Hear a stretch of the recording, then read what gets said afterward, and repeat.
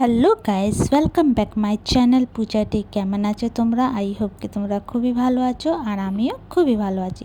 তো এখানে গোটা আলু নিয়েছিলাম, পরে আবার আমি কেটে দিয়েছি। তো এই যে একটা সিটি লাগিয়ে নিলাম, আলুটাকে সিদ্ধ করে নামিয়ে নেব।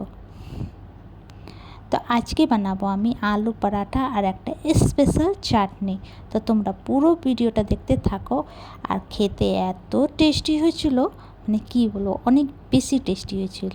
তো তোমরা পুরো ভিডিওটা দেখতে থাকো, তো বুঝতে পারবে। তো এখানে দেখো আলুটা একটু ঠান্ডা হয়ে গেছিলো, তো আমি পুরো আলুটাকে ছিলে নেব। আর এখানে ফেরাপিনটা আমি বসিয়ে দিয়েছি কম আঁচ করে। তো এই যে তারপর আমি ফ্রাইপ্যানটা গরম হয়ে গেছিলো, তো দিয়ে দেবো মাস্টার অয়েল। তো তোমরা সাদা অয়েল भी দিতে পারো, তো আমি মাস্টার অয়েল মধ্যেই বানাচ্ছি। মাস্টার অয়েল মধ্যে টেস্টিটা বেশি হয়। এর মধ্যে দিয়ে দেবো আমি একটা বড়ো সাইজের পেঁয়াজ, একদম কুচি কুচি করে কেটে হালকা সা লাল লাল করব। আর এই সাইডে একটু জল বসিয়ে দেবো। জলের মধ্যে দিয়ে দেবো আমি 1 চামচ রিফাইন অয়েল। তারপরে এখানে দেখো হালকা লাল লাল হয়ে গেছে, দিয়ে দেবো আদা রসুন বাটা। আর যে জল গরম হয়ে গেছে নিভিয়ে দিলাম। দিয়ে দেবো ধনে গুঁড়ো, জিরে গুঁড়ো, হলদি পাউডার, লঙ্কা পাউডার, স্বাদ অনুসার নুন, চাট মশলা দিয়ে ভালো করে নাড়াচাড়া করব, ফ্রাই করব ভালো করে। আর উপর দিয়ে 1-2 মিনিট পরে একটু কাঁচা তেল দেব, দিয়ে একটু নাড়াচাড়া করব। তারপর নাড়াচাড়া করে এই যে আলুটা যে ম্যাশ করে রাখবো, তোমরা চাইলে হাত দিয়ে করো বা কিছু দিয়ে করতে পারো। তা আমি হাত দিয়ে করছি। আর মশলাটা মধ্যে মধ্যে আমি নাড়াচাড়া করতে থাকবো। তারপর দিয়ে দেবো এই আলু ম্যাশ করা। তো এই আলুটাকেও 2-3 মিনিট তক ফ্রাই করব মশলার সঙ্গে। তারপরে এই যে তুলে নেব, ফ্রাই হয়ে গেছে, এবার তুলে নেব।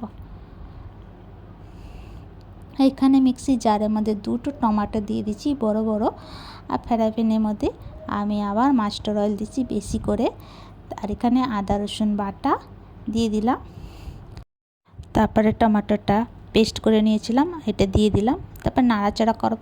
দিয়ে দেবো কিছুটা শুকনো মশলা, এই যে ধনে গুঁড়ো, লঙ্কা গুঁড়ো, স্বাদ অনুসার নুন দিয়ে নাড়াচাড়া করব। আর কিছু দেবো না এর মধ্যে।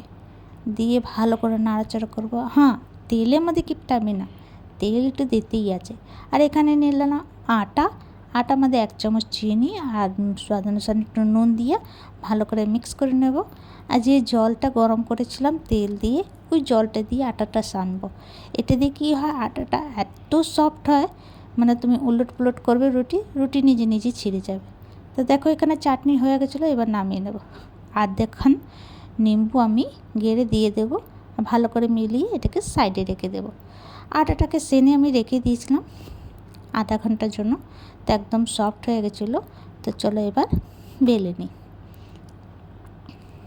তো দেখো, তো বেলে নেব আমি ভালো করে, গোল গোল করে বেলে নেব। তারপরে এর মধ্যে দিয়ে দেবো যে আলুর বানিয়েছিলাম মশলাটা, ওই আলু মশলাটা এর মধ্যে দিয়ে দেবো।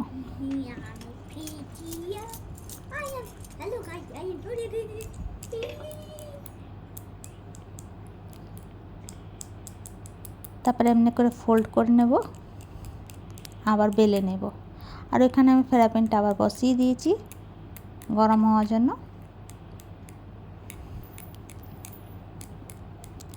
এবার আমি হালকা হাতে বেলবো, বেশি দাবিয়ে বেলবো না, না তো আলুগুলো বের হয়ে যাবে বাইরে। তো আমার একটু হালকা হালকা বেরও হয়ে যায় বাইরে। তো এই যে দেখো ফ্রাইপ্যান আমার গরম হয়ে গেছিলো। তো উলট পুলট করতেই দেখো রুটিটা এত সফট হয়েছিলো, ছিঁড়ে ছিঁড়ে যাচ্ছিলো। তো ভালো করে একটু লাল লাল করে ভেজে নেব। তো এই যে নামিয়ে নিলাম। তো এই যে আজকে আমার রেসিপি তোমাদেরকে কেমন লাগলো, ভালো লাগলে প্লিজ লাইক শেয়ার কমেন্ট করো, সাবস্ক্রাইব করে দিও। আবার নতুন ভিডিওর সঙ্গে দেখা হবে। তো তোমরা সবাই ভালো থেকো, সুস্থ থেকো। ভিডিওটা কেমন লাগলো কমেন্ট করে জানিও। ভিডিওটা এখানে শেষ করছি। Bye bye, take care.